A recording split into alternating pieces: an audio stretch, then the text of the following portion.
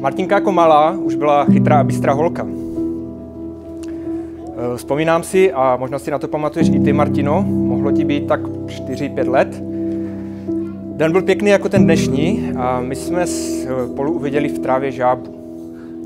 A já říkám Martině: Martinko, podívej, žabka, když jí dáš pusinku, tak se s ní stane princ, vezme si tě za muže a budete spolu bydlet na zámku. Ale nic, Martinka tam jen stála a dívala se na tu žábu. Tak jsem ji musel pobídnout. Ty bys nechtěla být princeznou a mít prince za muže?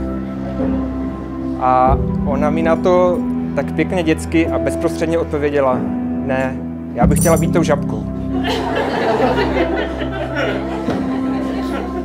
Od té chvíle už plynulo hodně času, z malé žabky se stala slečna a já tu dneska vidím nádhernou princeznu v krásných bílých šatech, která má po boku svého prince. Láďo, stojím tady před tebou a klepu se. A slibuji ti, že budu vždy stát po tvém boku.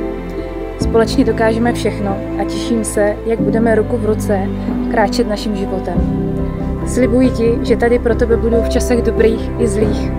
Že tě budu milovat, že ti budu věrný, že s tebou vytvořím rodinu a domov plný lásky, štěstí a pohody. Budu ti oporou a tvou největší tenisovou paninkou. A také ti slibuji, že ti vždy s láskou uvařím to, co ti na očích uvidím. Přeji si, aby našich společně prožitých 10 let stále pokračovalo a nikdy neskončilo. Milá Martino a Láďo, rozhodli jste se, že půjdete společnou cestou, že odteď budete utvářet společnou pohádku. Ukázali jste, a Martině už to muselo být jasné asi tenkrát, že nemá smysl pusinkovat žádné obojživelníky jenom proto, abyste si zajistili pohádkovější život. Že stačí mít víru jeden k druhému a stát pevně na zemi.